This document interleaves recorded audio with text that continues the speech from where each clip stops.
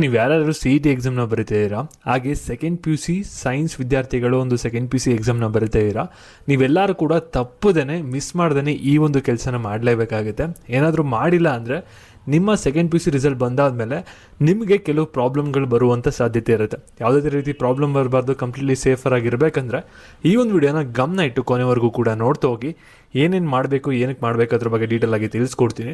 ಅದಕ್ಕಿಂತ ಮುಂಚೆ ಯಾರು ಚಾನಲ್ ಸಬ್ಸ್ಕ್ರೈಬ್ ಮಾಡ್ಕೊಂಡ್ರಲ್ಲ, ಪ್ರತಿಯೊಬ್ಬರು ಕೂಡ ಸಬ್ಸ್ಕ್ರೈಬ್ ಮಾಡ್ಕೊಳ್ಳಿ. ಹಾಗೆ ಪ್ರತಿಯೊಬ್ಬರು ಕೂಡ ವಿಡಿಯೋಗೊಂದು ಲೈಕ್ ಕೊಟ್ಬಿಡೋಣ, ವಿಡಿಯೋ ಮಾಡೋಕ್ಕೆ ಸ್ಟಾರ್ಟ್ ಮಾಡಿ.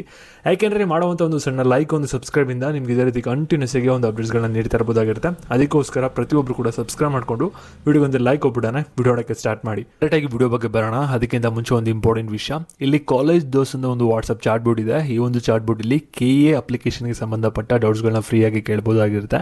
ಹಾಗೆ KCT ಹಾಗೆ ನೀಟ್ ಎಕ್ಸಾಮ್ಗೆ ಸಂಬಂಧಪಟ್ಟ ಸ್ಟಡಿ ಮೆಟೀರಿಯಲ್ಸು ಫ್ರೀಯಾಗಿ ಸಿಗುತ್ತೆ. ಲಿಂಕ್ ಡಿಸ್ಕ್ರಿಪ್ಷನ್ ಬಾಕ್ಸ್ ಹಾಗೂ ಕಮೆಂಟ್ ಸೆಕ್ಷನ್ ಇರುತ್ತೆ. ಒಂದ್ಸಲ ಕ್ಲಿಕ್ ಮಾಡಿ ಚೆಕ್ ಮಾಡಿ. ಪ್ರತಿಯೊಬ್ಬ CET ವಿದ್ಯಾರ್ಥಿಗಳಿಗೆ ಇದು ಹೆಲ್ಪ್ಫುಲ್ ಆಗುತ್ತೆ. ಇವಾಗ ನಾವು ಡೈರೆಕ್ಟಾಗಿ ವಿಡಿಯೋ ಬಗ್ಗೆ ಬರೋಣ. ಇಲ್ಲಿ ನೀವು ಎಷ್ಟೊಂದು ಜನ ಇವಾಗಲೇ ಸೆಕೆಂಡ್ PUC ಎಕ್ಸಾಮ್ಗೆ ರೆಡಿ ಆಗ್ತಾ ಇದ್ದೀರಾ, ಕೆಲವರು CET ಎಕ್ಸಾಮ್ಗೂ ಕೂಡ ಇವಾಗಲೇ ರೆಡಿ ಆಗ್ತಾ ಇದ್ದೀರಾ.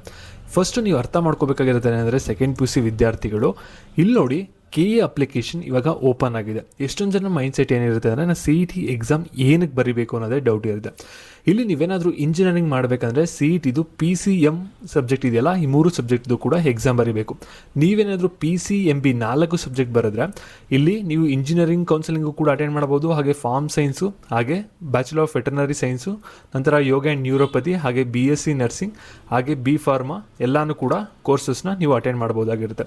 ಇವಾಗ ನೀವೇನಾದರೂ PCMBಲಿ ಒಂದು ಸಬ್ಜೆಕ್ಟ್ನ ಬರೆಯಲ್ಲ ಅಂದರೆ ಇಲ್ಲಿ ನೋಡಿ, PCB ಬರೆದ್ರೆ ಇವೆರಡು ಸಬ್ಜೆಕ್ಟ್ ಮಾತ್ರ. ನೀವು ನೆಕ್ಸ್ಟು PCM ಅಥವಾ PCB ಬರೆದ್ರೆ ಇಲ್ಲಿ B ಫಾರ್ಮಾನ ಮಾಡ್ಬೋದಾಗಿರುತ್ತೆ. ಈ ರೀತಿ ನಿಮಗೆ ಆಪ್ಷನ್ಗಳಿರುತ್ತೆ, ಸರಿನಾ? ನೀವು ಏನಾದರೂ ಒಂದು ಎಕ್ಸಾಮ್ನ ಸ್ಕಿಪ್ ಮಾಡಿದ್ರೆ ಅದಕ್ಕೋಸ್ಕರ ನನ್ನ ಸೆಷನ್ ಏನಂದರೆ ಪ್ರತಿಯೊಬ್ಬರು ಕೂಡ PCMB 4 ಸಬ್ಜೆಕ್ಟ್ದು ಕೂಡ CET ಎಕ್ಸಾಮ್ನ ಬರೀರಿ, ಓಕೆನಾ? ಅದಾದಮೇಲೆ ಇಲ್ಲಿ ನೋಡಿ, UG ನೀಟ್ ಅಂತ ಕಾಣ್ತಿದೆಯಲ್ಲ, ಇದು ಯಾರು ನೀಟ್ ಎಕ್ಸಾಮ್ನ ಬರೀತಾರೆ ಅವ್ರು ಮಾತ್ರ ಮೆಡಿಕಲ್, ಡೆಂಟಲ್, ಆಯುಷ್ ಈ 3 ಕೌನ್ಸಿಲಿಂಗ್ನ ಅಟೆಂಡ್ ಮಾಡೋಕ್ಕೆ ಎಲಿಜಿಬಲ್ ಆಗಿರ್ತಾರೆ. ನಂತರ ನೀವು ನೋಡ್ಬೋದು, ನಾಟೆ ಎಕ್ಸಾಮ್ ಬರೆದ್ರೆ ಆರ್ಕಿಟೆಕ್ಚರ್ ಕೌನ್ಸಿಲಿಂಗ್ನ ನೀವು ಅಟೆಂಡ್ ಮಾಡೋಕ್ಕೆ ಎಲಿಜಿಬಲ್ ಆಗಿರ್ತೀರ. ಹಾಗೆ ಈ ಒಂದು 3 ಕೋರ್ಸಸ್ಗಳಿಗೆ ನೀವು ಯಾವುದೇ ಥರದ CET ಎಕ್ಸಾಮ್ನ ಬರೆಯೋ ಹಾಗಿಲ್ಲ, ಓಕೆನಾ? ನೀವೆಲ್ಲರೂ ಕೂಡ ನೀವೇನು ಮಾಡಬೇಕಾಗುತ್ತೆ ಅಂದರೆ KA ಅಪ್ಲಿಕೇಶನ್ ಇದೆಯಲ್ಲ, ಇವಾಗ ಬಿಟ್ಟಿದ್ದೀರಲ್ವಾ, ಅದನ್ನ ನೀವು ರಿಜಿಸ್ಟರ್ ಮಾಡಿಕೊಂಡ್ರೆ ಸಾಕು.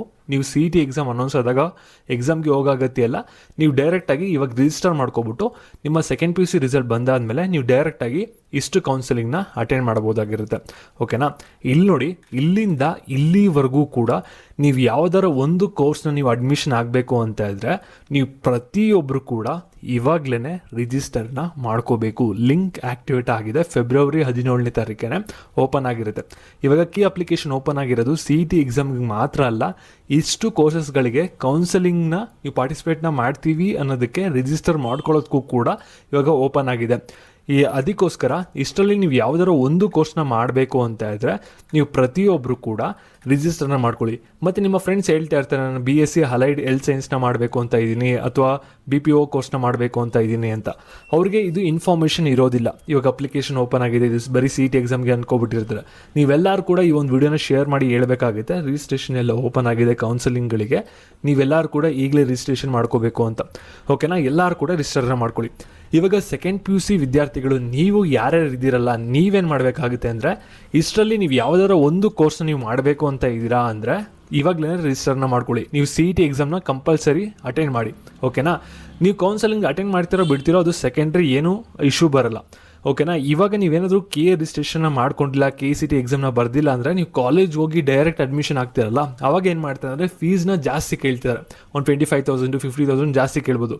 ಯಾಕೆಂದರೆ ನೀವು CET ಎಕ್ಸಾಮ್ನ ಬರ್ದಿಲ್ಲ, ಅದಕ್ಕೋಸ್ಕರ ನೀವು ಎಕ್ಸ್ಟ್ರಾ ಫೀಸ್ನ ಕಟ್ಟಬೇಕು ಅಂತ ಕೇಳ್ತಾರೆ. ಅದಕ್ಕೋಸ್ಕರ ಸೆಕೆಂಡ್ PUC ಸೈನ್ಸ್ ವಿದ್ಯಾರ್ಥಿಗಳು ಎಲ್ಲರೂ ಕೂಡ KA ಅಪ್ಲಿಕೇಶನ್ ಇವಾಗ ಓಪನ್ ಆಗಿರೋದನ್ನ ಅಪ್ಲೈ ಮಾಡಿ, ಓಕೆನಾ? ಮತ್ತು ಡಿಸ್ಕ್ರಿಪ್ಷನ್ ಬಾಕ್ಸಲ್ಲಿ ನಿಮಗೆ ಗೂಗಲ್ ಫಾರ್ಮ್ ಲಿಂಕ್ ಇದೆ ಆ ಒಂದು ಫಾರ್ಮ್ ಲಿಂಕ್ನ ನೀವು ಪ್ರತಿಯೊಬ್ಬರು ಯಾರು ಡೈರೆಕ್ಟ್ ಅಡ್ಮಿಷನ್ ಆಗಬೇಕು ಅಂತ ಇರಾ ನೀವು ಫಿಲಪ್ ಮಾಡಿ. ಯಾಕೆಂದರೆ ನಿಮಗೆ ಡೈರೆಕ್ಟ್ ಅಡ್ಮಿಷನ್ ಆಗಬೇಕಾದ್ರೆ ನಿಮಗೆ ಗ್ಯಾರಂಟೆಡ್ ಸ್ಕಾಲರ್ಶಿಪ್ನ ಕೊಡಿಸ್ತೀವಿ ನಾವು, ಅದಕ್ಕೋಸ್ಕರ ನಿಮ್ಗೆ ಯಾರಿಗೆ ಇಂಟ್ರೆಸ್ಟ್ ಇದೆ ಸ್ಕಾಲರ್ಶಿಪ್ ಬೇಕು, ಬೆಂಗಳೂರು ಅಥವಾ ಮ್ಯಾಂಗ್ಳೂರು ಅಥವಾ ಔಟ್ ಆಫ್ ಸ್ಟೇಟ್ ನೋಡ್ತಾ ಇರೋ ಕಾಲೇಜಸ್ ಅಂದರೆ ಯಾವುದೇ ಕೋರ್ಸ್ ಆಗಿರಲಿ ನೀವು ಫಿಲಪ್ ಮಾಡ್ಬೋದಾಗಿರುತ್ತೆ ಗೂಗಲ್ ಫಾರ್ಮ್ನ. ಗ್ಯಾರಂಟೆಡ್ ಸ್ಕಾಲರ್ಶಿಪ್ ಸಿಗುತ್ತೆ ಡೈರೆಕ್ಟ್ ಅಡ್ಮಿಷನ್ ಆಗೋರಿಗೆ. ಓಕೆನಾ, ಕೌನ್ಸಿಲಿಂಗ್ ಅಟೆಂಡ್ ಮಾಡೋರು ಗೂಗಲ್ ಫಾರ್ಮ್ನ ಫಿಲಪ್ ಮಾಡೋಕೆ ಹೋಗ್ಬಿಡಿ. CET ವಿದ್ಯಾರ್ಥಿಗಳು ನೀವೇನು ಮಾಡಬೇಕಾಗುತ್ತೆ ಅಂದರೆ, ಇವಾಗ ಅಪ್ಲೈಡ್ ಕೋರ್ಸಸ್ ಅಂತ ಇದೆಯಲ್ಲ, ಇವಾಗ ನೀವು KCET ಕೌನ್ಸಿಲಿಂಗ್ನ ಅಟೆಂಡ್ ಮಾಡಬೇಕು ಇಷ್ಟು ಕೋರ್ಸಸ್ನ ಅಂದರೆ ನೀವೇನು ಮಾಡಬೇಕಾಗುತ್ತೆ ಅಂದರೆ ಇಲ್ಲಿ PCMB ಅಂತ ಸೆಲೆಕ್ಟ್ ಆಗಿರಬೇಕು.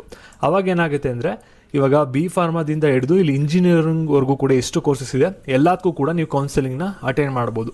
ಈ ಒಂದು ಆಪ್ಷನ್ನ ನೀವು ಟಿಕ್ ಮಾಡಿರಬೇಕು. ಇಲ್ಲಿ PCMB ಅಂತ ಬಂದಿರಬೇಕಾಗಿರುತ್ತೆ ಅಪ್ಲೈಡ್ ಕೋರ್ಸಸ್ಸಲ್ಲಿ. ನಂತರ ನೀವು ಯಾರ್ಯಾರು ನೀಟ್ ಕೌನ್ಸಿಲಿಂಗ್ನ ಅಟೆಂಡ್ ಮಾಡಬೇಕು ಅಂತ ಆಗಲೇ ಪ್ಲಾನ್ ಅಪ್ ಮಾಡ್ಕೊಂಡಿದ್ದೀರಾ, ಮೆಡಿಕಲ್, ಡೆಂಟಲ್, ಆಯುಷು, ನೀವು ಪ್ರತಿಯೊಬ್ಬರು ಕೂಡ ಅಪ್ಲೈಡ್ ಕೋರ್ಸಸ್ಸಲ್ಲಿ UG ನೀಟ್ ಅಂತ ಬಂದಿರಬೇಕು.